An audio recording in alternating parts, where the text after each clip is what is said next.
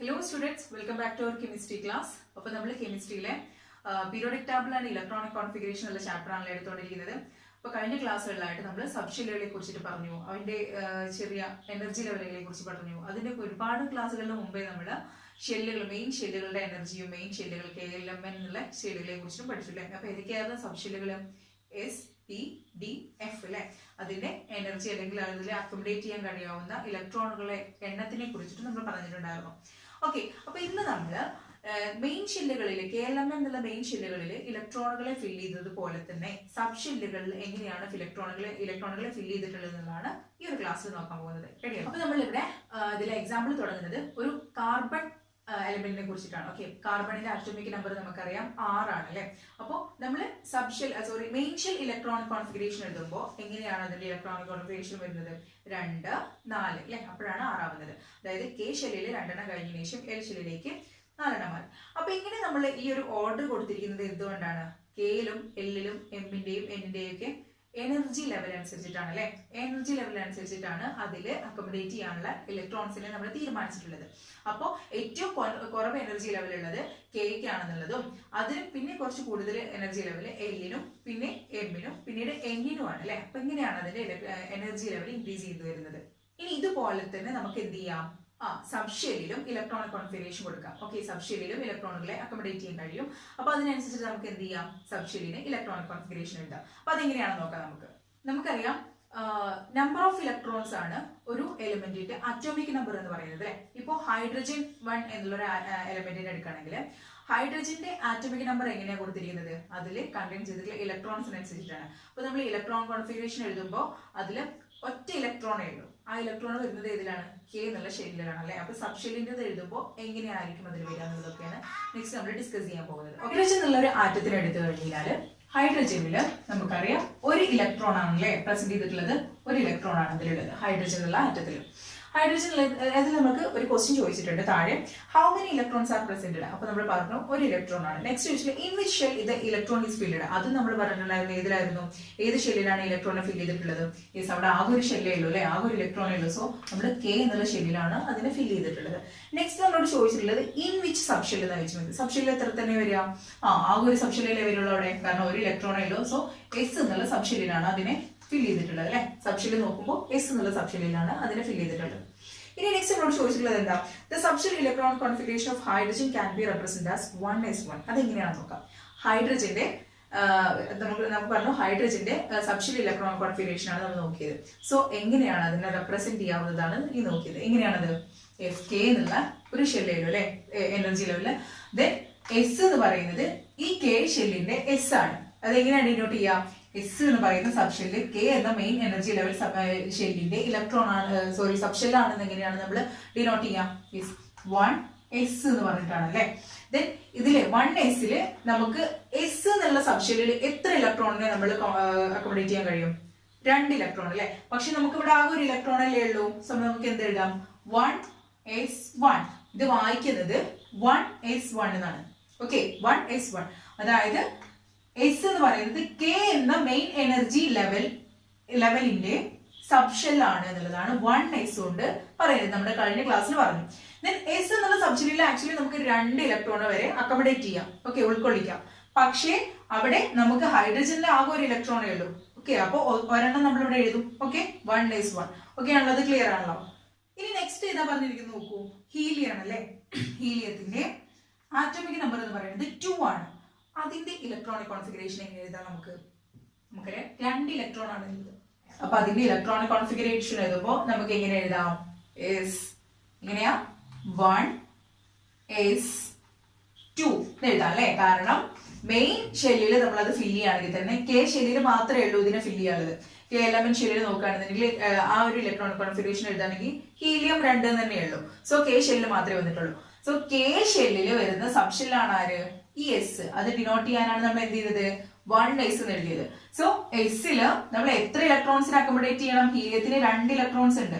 ആ 2 ഇലക്ട്രോൺസിനെ നമ്മൾ എവിടെ കൊടുത്തു? S സബ് ഷെല്ലിൽ കൊടുത്തിട്ടുണ്ട്. അപ്പൊ അങ്ങനെയാണ് ഹീലിയത്തിന്. അപ്പൊ നമ്മൾ ഹൈഡ്രജനെ ഡിസ്കസ് ചെയ്തു, ഹീലിയത്തിനെ ഡിസ്കസ് ചെയ്തു. ഇനി നെക്സ്റ്റ് ഏതാ? ലിഥിയം അല്ലെ. ലിഥിയത്തിന്റെ അറ്റോമിക് നമ്പർ നമുക്ക് എത്ര അറിയാം? എന്താണ്? 3 ആണല്ലേ ലിഥിയം. അപ്പോ നമ്മളിപ്പോ മെയിൻ ഷെല്ലില് KLMN ഷെല്ലില് ഫില്ല് ചെയ്യുകയാണെന്നുണ്ടെങ്കിൽ K ഷെല്ലില് 2 ആൾക്കാർ വരും അല്ലെ, 2 ഇലക്ട്രോൺസ് വരും. റിമൈനിങ് 1 ഏതില് വരും? L ഷെല്ലില് വരും 1 അല്ലെ. അപ്പൊ ഇനി ഇതിന്റെ സബ്ഷെൽ ഇലക്ട്രോൺ കോൺഫിഗറേഷൻ എഴുതി നോക്കാം. എങ്ങനെയാണ്? സബ്ഷെല്ലില് ഫസ്റ്റ് നമ്മൾ 1s എഴുതി. ഓക്കെ, 1s എഴുതി. 1sൽ നമുക്ക് മാക്സിമം അക്കോമഡേറ്റ് ചെയ്യാൻ കഴിയാവുന്ന, ഉൾക്കൊള്ളിക്കാൻ കഴിയാവുന്ന ഇലക്ട്രോൺസ് എന്ന് പറയുന്നത് 2 ആണ്. ഓക്കെ, അതിനുശേഷം ഒരാൾ കൂടെ ഇവിടെ ഇരിക്കുന്നുണ്ട് അല്ലെ. അത് എവിടെ കൊടുക്കും നമ്മൾ? 1s2 2s1 അല്ലെ. നമ്മൾ പറഞ്ഞു 1s2 2s2 2p6 3s2 3p6 ഈ ഓർഡറിലാണ് നമ്മുടെ സബ്ഷെൽ ഇലക്ട്രോൺ കോൺഫിഗറേഷൻ പോകുന്നത്, നമ്മൾ പഠിക്കുന്നുണ്ട്. ഓക്കെ, അപ്പൊ ഇവിടെ നമ്മൾ 1sൽ കൊടുത്തു, 2 കൊടുത്തു. ഇനിയും ഒരാൾ കൂടെ ബാക്കിയുള്ളത് കൊണ്ട് നമ്മൾ എന്ത് ചെയ്തു? അത് സെക്കൻഡ് സബ്ഷെല്ലിലേക്ക് കൊടുക്കുകയാണ്. ഓക്കെ, ഇതിന്റെ അർത്ഥം എന്താ? 2s എന്ന് പറഞ്ഞു കഴിഞ്ഞാല് L എന്നുള്ള എനർജി ലെവലിന്റെ സബ്ഷെല്ലാണ് ഈ S എന്ന് കാണിക്കുന്നതാണ് 2 അല്ലെ. 2 എന്ന് പറയുന്നത് എന്താണ്? L ഷെല്ലിന്റെ എനർജി ലെവലിലാണ് 2 എന്ന് കാണിക്കുന്നത്. ദെൻ അതിൽ വരുന്ന സബ്ഷെല്ലാണ് S. അതിൽ ഉൾക്കൊള്ളിച്ചിട്ടുള്ള ഇലക്ട്രോണിന്റെ എണ്ണമാണ് 1. അത് മനസ്സിലാക്കി വെക്കുക. ഇവിടെ എഴുതുന്നത് നമ്മൾ എന്താണ്? മെയിൻ ഷെല്ലിന്റെ നമ്പർ ആണ്. K ആണോ L ആണോ M ആണോ എന്നുള്ളതാണ് ഇവിടെ കാണിക്കുന്നത്. ഇവിടെ 1 ആണ് വന്നെങ്കിൽ അത് K ഷെല്ലിനെയാണ് കാണിക്കുന്നത്. ഇവിടെ 2 ആണ് വന്നെങ്കിൽ അത് L ഷെല്ലിനെ, 3 ആണ് വന്നെങ്കിൽ M ഷെല്ലിനെയും, 4 ആണ് വന്നതെങ്കിൽ അത് N ഷെല്ലിനെയാണ് കാണിക്കുന്നത്. ഇനി ഇവിടെ വരുന്ന നമ്പേഴ്സ്, അതായത് സബ്ഷെല്ലിന് മുകളിൽ വരുന്ന നമ്പേഴ്സ് അതിൽ കൊള്ളിക്കാവുന്ന ഇലക്ട്രോണിന്റെ നമ്പറാണ്. അതൊരിക്കലും മാറിപ്പോകരുത് കേട്ടോ. ഇവിടെ വരുന്നത് മെയിൻ എനർജി ലെവലിന്റെ നമ്പറും പിന്നെ നമ്മുടെ സബ്ഷെല്ലിന്റെ മുകളിലായി കാണിക്കുന്ന നമ്പർ എന്ന് പറയുന്നത് ഏതാണ്? അത് അതിൽ ഉൾക്കൊള്ളിക്കാവുന്ന ഇലക്ട്രോണിന്റെ എണ്ണവുമാണ് കാണിക്കുന്നത്. അപ്പൊ ഇതിനെ നമ്മൾ വായിക്കുക എങ്ങനെയാന്ന് വെച്ച് കഴിഞ്ഞാൽ 1s2 2s1 എന്നാണ്. എന്താണ്? 1s2 2s1. ഇനി നെക്സ്റ്റ് ബെറിലിയത്തിന് കൊടുത്തിട്ടുണ്ട്. ഓക്കെ, ബെറിലിയത്തിന്റെ ആറ്റോമിക് നമ്പർ എത്രയാ? 4.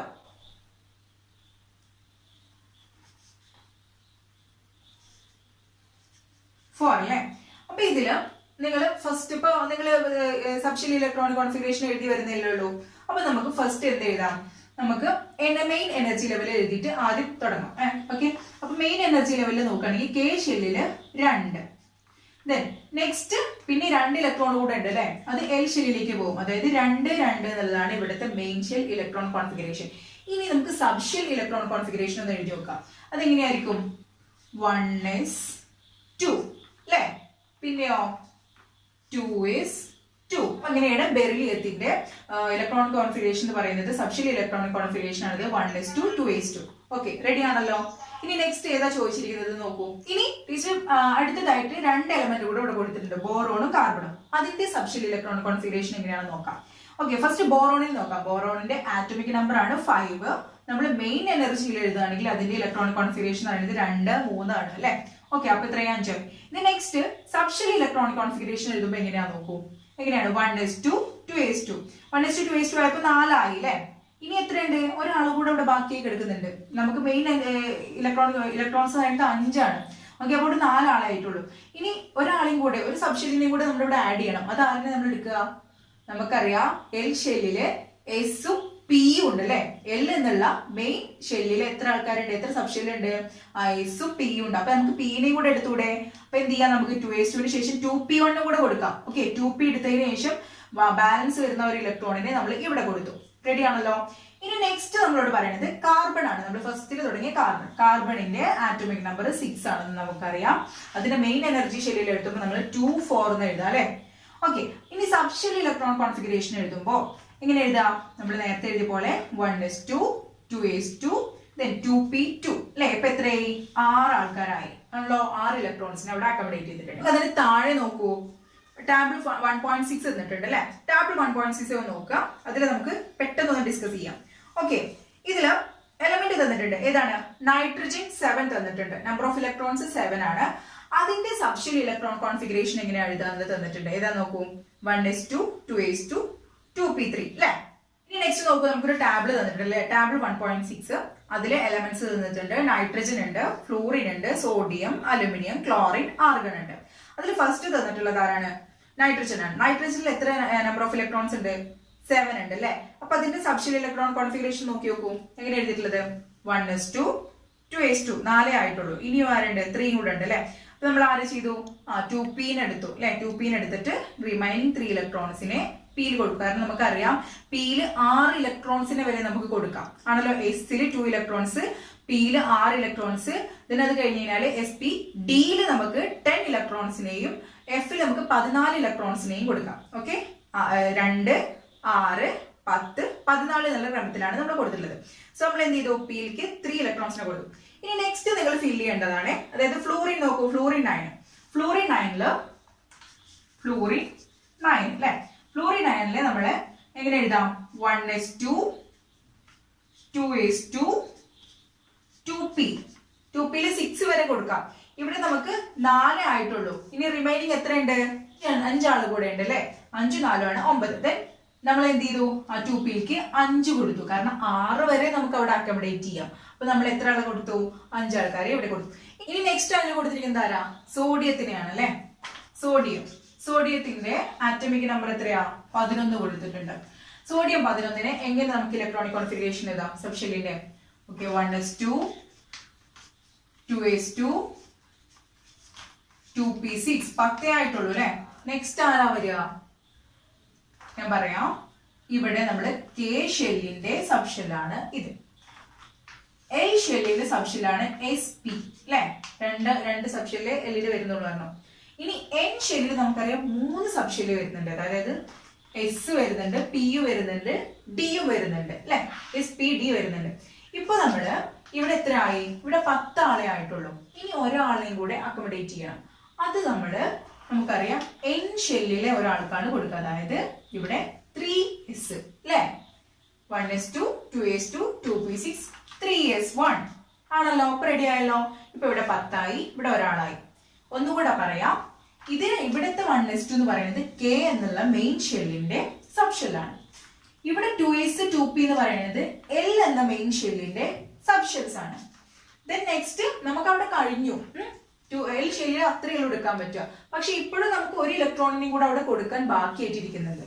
അപ്പൊ ഇനി നമുക്ക് മെയിൻ ഷെല്ലുകള് M ഉണ്ട്, അതുപോലെ തന്നെ N കൂടെ ഉണ്ട്. അവിടെ N അല്ല കേട്ടോ, സോറി, M ആണ്. M ഉം N ഉം ഉണ്ട്. ഓക്കെ, എമ്മിൽ ഇനി നമുക്ക് SPD ഉണ്ട്, അതുപോലെ തന്നെ Nൽ SPDF ഉണ്ട് അല്ലെ. കൂടുന്തോറും എന്താണ്, സബ്ഷെല്ലിന്റെ നമ്പേഴ്സും കൂടി വരികയാണ് ചെയ്യുന്നത് നമുക്കറിയാം. ഓക്കെ, അപ്പൊ അവിടെ റിമൈനിങ് ഇലക്ട്രോണെ നമ്മൾ ഇവിടെ കൊടുത്തു, ഇവിടുത്തെ എസിലേക്ക് കൊടുത്തു. ഇനി അടുത്തൊരു എക്സാമ്പിൾ കൂടെ ടീച്ചർ പറയാം. അലുമിനിയം പറഞ്ഞല്ലോ. അലുമിനിയം എത്രയാണ്, 13 ആണ് അല്ലെ. അലുമിനിയത്തിന്റെ അറ്റോമിക് നമ്പർ. അത് നമ്മൾ ഇവിടെ ചെയ്ത പോലെ തന്നെ ഈ 10 ഇതുപോലെ എടുത്തെഴുതാണേ. 1s2 2s2 2p6 10 ആയല്ലോ. ഇനി 13 ആളെയും കൂടെ വേണം. അപ്പൊ നമുക്ക് എന്ത് ചെയ്യാം, 3s എടുക്കാം അല്ലെ. 3sൽ പക്ഷേ 2 ആളെ പോവുള്ളൂ. 3s2 എസിൽ എസ് എന്ന സബ്ഷെല്ലിന് 2 ഇലക്ട്രോൺസിനെ ഉള്ളൂ ഉൾക്കൊള്ളിക്കാൻ കഴിയാം. സോ 3s2 എഴുതി. ഇനി ഒരാളെയും കൂടെ വേണം. ഇപ്പോൾ ഇവിടെ 12 ആയിട്ടുള്ളൂ, ഒരാളെയും കൂടെ ഉൾപ്പെടുത്തണം. അപ്പൊ എന്ത് ചെയ്യും നമ്മള്, ഇത് K ഷെല്ലിന്റെ ആണ്, ഇത് L ഷെല്ലിന്റെ ആണ്, M ഷെല്ലിന്റെ ആണ് ഇവിടെ കിടക്കുന്നത്. 3s കഴിഞ്ഞാൽ പിന്നെ P എന്നുള്ളൊരു ആള് കൂടെ അവിടെ ഇരിക്കുന്നുണ്ട് അല്ലെ. Pയും Dയും ഉണ്ട് അവിടെ. അപ്പൊ നമുക്ക് 3p എടുത്തു. 3pയിൽ ബാക്കി വരുന്ന ഒരാളെ ഇവിടെ കൊടുത്തു, 3pയിൽ കൊടുത്തു. മനസ്സിലായോ അത്? അപ്പൊ എന്തായി, 1s2 2s2 2p6 3s2 3p6 ആണ് ശരിക്കും അവിടെ. പക്ഷെ 3p1 അല്ലെ. നമുക്ക് ആ റിമൈനിങ് ഇലക്ട്രോണിനെ മാത്രമേ നമ്മളോട് കൊടുത്തുള്ളൂ, 3p1. അത് ഓക്കെ ആണല്ലോ. ഇനി ഇതുപോലെ തന്നെയാണ് നമ്മള് ക്ലോറിനും ആർഗണും വരുന്നത്. ഓക്കെ, ക്ലോറിന്റെ എങ്ങനെയാ നോക്കാം. ക്ലോറിൻ 17 ആണ് അല്ലെ. അപ്പൊ നമുക്ക് എന്ത് ചെയ്യാം, 10 ഇതുപോലെ എഴുതിക്കൂടെ. Okay, 1s2 2s2 2p6. ഇനി 7 ആൾക്കാരെ അവിടെ റിമൈൻ ചെയ്ത് കിടക്കുന്നുണ്ട്. ഇവിടെ പോലെ എഴുതാം. Okay, 3s2. ഇപ്പോഴും എത്ര ആയിട്ടുള്ളൂ, 12 ആളെ ആയിട്ടുള്ളൂ. ഇനിയും നമുക്ക് അക്കോമഡേറ്റ് ചെയ്യണം അല്ലെ. അപ്പൊ എത്രയായി, 3pയിൽ എത്ര കൊടുക്കാം, 12. 17ന്ന് 12 പോയിട്ടുണ്ട്. ബാക്കി എത്രയുണ്ട് നമുക്ക്, 3p5 അല്ലെ. കാരണം പിയിൽ നമുക്ക് 6 ഇലക്ട്രോൺസിനെ വരെ അക്കോമഡേറ്റ് ചെയ്യാൻ കഴിയുന്നുണ്ട്. അപ്പൊ നമ്മൾ എന്ത് ചെയ്തു, ഇവിടെയൊക്കെ ബാക്കിയായിരിക്കുന്ന 5 ഇലക്ട്രോണിനെ 3pയിൽ കൊടുക്കുകയാണ് ചെയ്യുന്നത്.